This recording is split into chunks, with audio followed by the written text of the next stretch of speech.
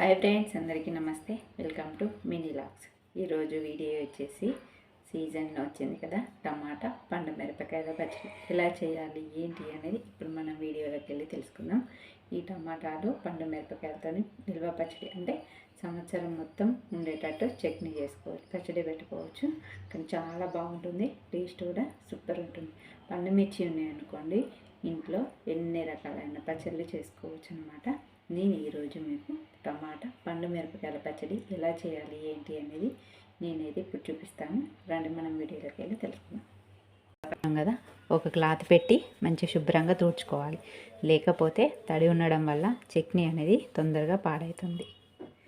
ఈ టమాటాలన్నీ ఈ విధంగా తుడుచుకోవాలి.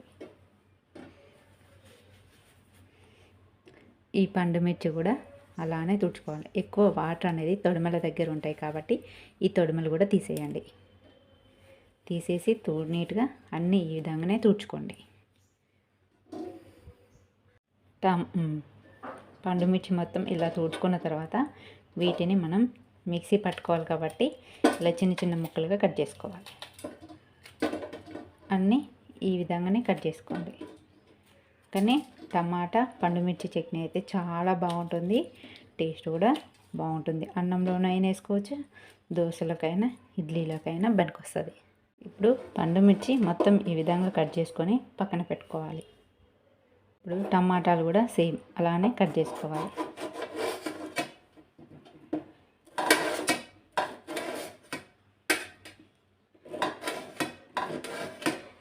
చిన్నగా కట్ చేసుకున్నాం అనుకోండి, టమాటాలు తొందరగా మగ్గిపోతాయి. అన్నీ ఈ విధంగానే కట్ చేసుకొని పక్కన పెట్టుకోవాలి.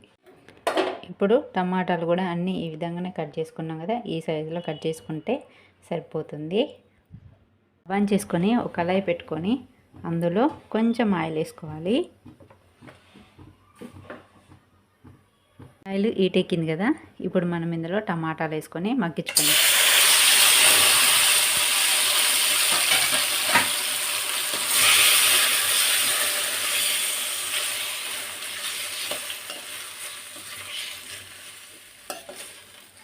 ఈ టమాటాలోనే నీట్గా క్లీన్ చేసుకున్న చింతపండు, ఈకలు తోకలు అవన్నీ ఉంటాయి కదా, అవన్నీ తీసేసుకున్న చింతపండు కూడా ఇందులో వేసుకొని మగ్గించుకోవాలి.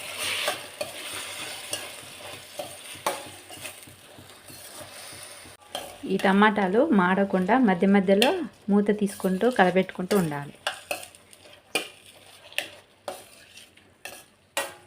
ఇంకో కొద్దిగా మగ్గాలి, మొత్తం గుజ్జు గుజ్జు కావాలి టమాటాలు. చూసారు కదా, టమాటాలు మొత్తం మగ్గిపోయినాయి. ఇప్పుడు మనం వీటిని చల్లారబెట్టుకుందాం. ఒక మిక్సీ జాడి తీసుకొని దాంట్లో మనం కట్ చేసుకున్న పండు మిర్చి ముక్కలు వేసుకోవాలి.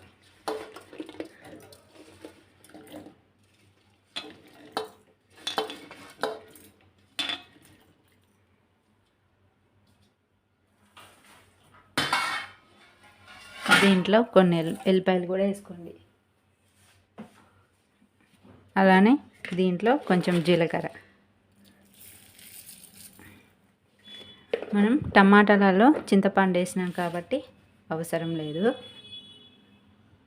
కొంచెం ఉప్పు వేసుకోండి, మళ్ళీ తర్వాత చూసేసుకోండి చప్పగుంటే.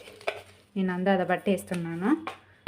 ఇప్పుడు ఇది మిక్సీ పట్టుకోవాలి. చూసారు కదా, పండు మిర్చిని ఇలా మిక్సీ పట్టుకున్న తర్వాత మనం ఉడకబెట్టాం కదా టమాటాలు, అవి ఇందులో వేసుకోండి.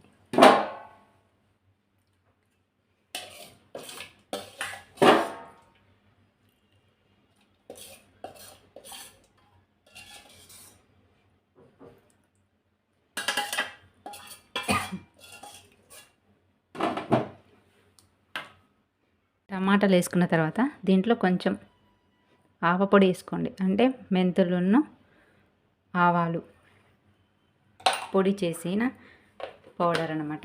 ఇది ఇప్పుడు ఒకసారి మిక్సీ పట్టుకుందాం. చూసారు కదా, ఈ విధంగా మిక్సీ పట్టుకోవాలి.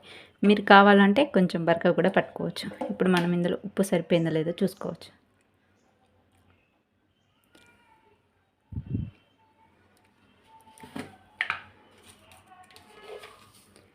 కొంచెం వేసుకుందాం.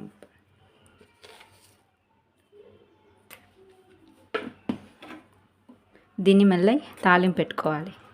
మీరు కావాలంటే మొత్తం పెట్టుకోవచ్చు, లేకపోతే కొద్దిగా అయినా పెట్టుకోండి.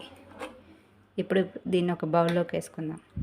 స్టవ్ ఆన్ చేసుకొని ఒక కళాయి పెట్టుకొని అందులో తాలింపు తగ్గట్టు ఆయిల్ పోసుకొని పోపు దినుసులు వేసుకోవాలి.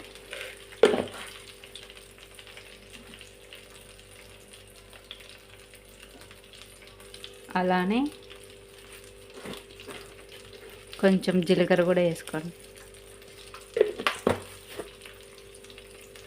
కచ్చా పిచ్చా దంచిన వెల్లుల్లి కూడా.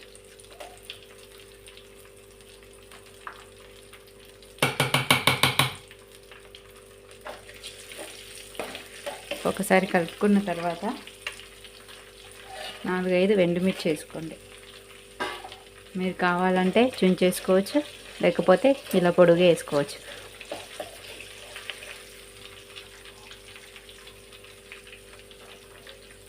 ఇందులో కరివేపాకు కూడా వేసుకోవాలి. పసుపు కూడా వేసుకోండి. వేసుకొని ఒకసారి కలుపుకొని మనం మిక్సీ పెట్టుకున్న చట్నీ వేసుకోవాలి.